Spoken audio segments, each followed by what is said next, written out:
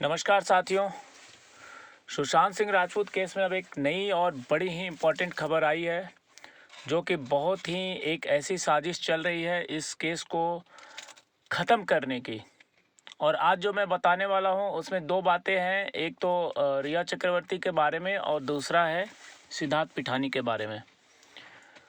तीसरी बातें भी हैं लेकिन वो अभी तक पुष्टि उसकी हुई नहीं है। उस खबर में अभी कोई भी ज़्यादा इन्फॉर्मेशन नहीं है, लेकिन जो इन्फॉर्मेशन आई है आइए उसके बारे में हम बात करते हैं।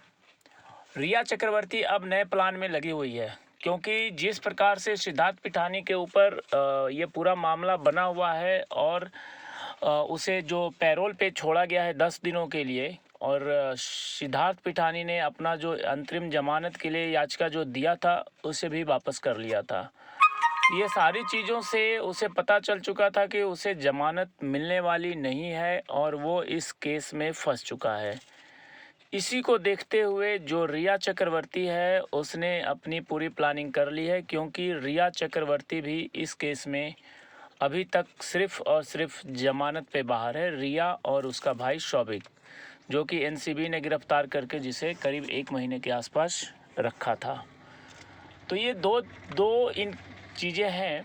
और रिया चक्रवर्ती के जो वकील हैं मान शिंदे, तो रिया चक्रवर्ती ने ऐसा एक पूरा प्लान तय किया है और एक ऐसी साजिश रची है जिसमें ये खुद को बेगुनाह साबित करते हुए सारा दोष सिद्धार्थ पिठानी और सुशांत सिंह राजपूत पे गढ़ने की उसकी पूरी प्लानिंग है। और इसमें उसने आधार बनाया है। आपको ये जान करके बड़ा ही आश्चर्य होगा कि उसका जो ये आधार बनाया गया है, उसके वकील ने जो पूरी प्लानिंग की है वो प्लानिंग है सिर्फ और सिर्फ ड्रग्स एंगल को लेकर के।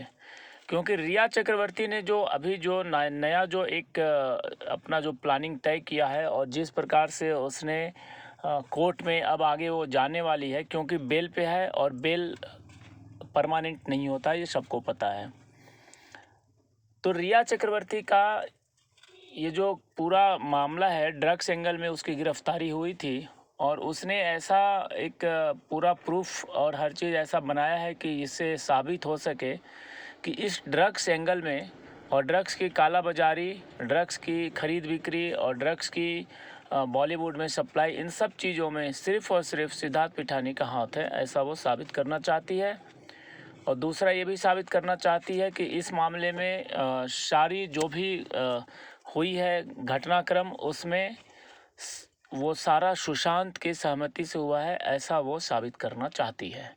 और इसको लेकर के इन लोगों ने एक पूरी स्टोरी क्रिएट किया है और कुछ इसमें कुछ प्रूफ्स ऐसे झूठे सबूत भी इकट्ठे किए हैं जिससे कि ये साबित हो सके कि ये सारा मामला कहीं ना कहीं एक प्रकार से सिद्धार्थ पिठानी और उसके टीम के लोगों द्वारा बनाया हुआ है और इसमें रिया चक्रवर्ती कहीं नहीं है, ऐसा उसने प्लानिंग तय किया है अपने वकील के साथ मिल करके।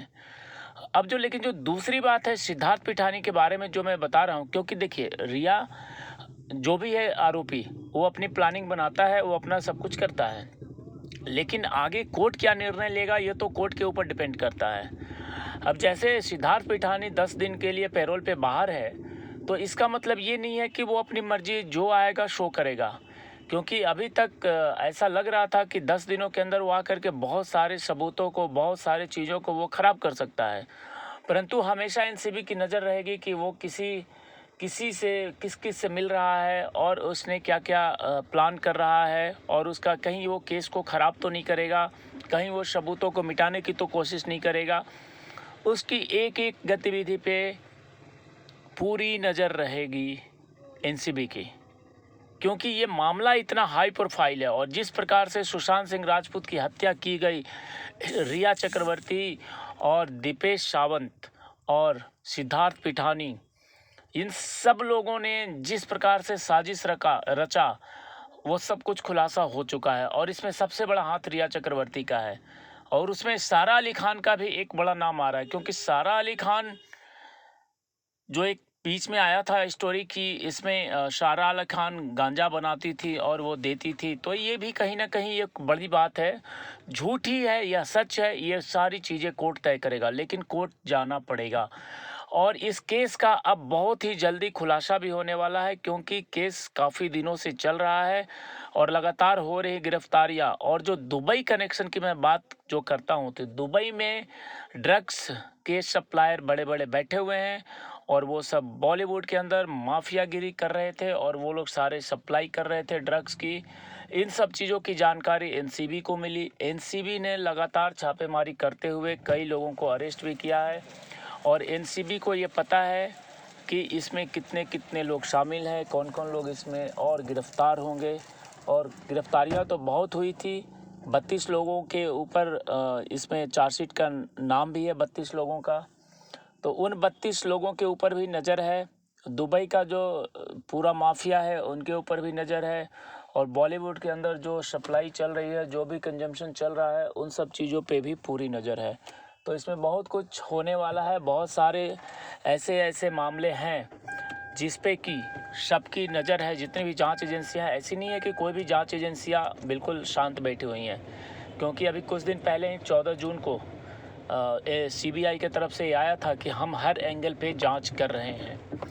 तो हमें तो सिर्फ इस चीज़ का ध्यान रहना चाहिए कि इस केस में जो भी आरोपी हैं, जैसे सिद्धार्थ पिठानी, रिया चक्रवर्ती, इन सब के खिलाफ हमेशा एक आवाज़ बुलंद होती रहनी चाहिए। और इनके जो भी प्रूफ्स जो सोशल मीडिया पे लगातार हम शेयर करते रहते हैं, वो भी शेयर होते रहना चाहिए, क्योंकि ये एक दबाव बनाने का एक अलग तरीका है।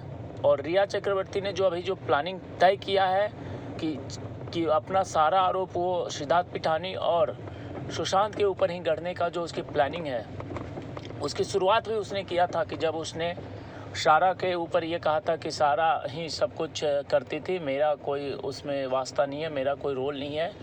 तो ये सारी जो गेम प्लान जो चल रहा है, ये एक साजिश के तहत चल रहा है, क्योंकि हर कोई इसमें बचना चाहता है। और लेकिन जो सुशांत के फैंस हैं, उन्हें ये पता है कि इसमें साजिश करता कौन कौन है, आरोपी कौन कौन है, और वो किसी भी हालात में बचने नहीं देंगे। तो मैं हमेशा ये कहता हूँ कि आवाज़ को मजबूती के साथ बुलंद करते रहिए। और रिया चक्रवर्ती हो या पिठानी हो या दिपेश सावंत हो या नीरज हो, केशव हो, ये जितने भी नाम हैं, ये सरकारी गवाह बनने के लिए भी सब लोग कुछ लोग तैयार हैं इसमें, जैसे नीरज और केशव। तो अभी बहुत कुछ होना है इस केस में। तो लगातार आपको सिर्फ इतना करना है कि अपनी आवाज़ को मजबूती के साथ बुलंद करते रहिए। इसमें गिरफ्तारी ज़रूर होगी और दोषियों की सज़ा ज़रूर होगी। जय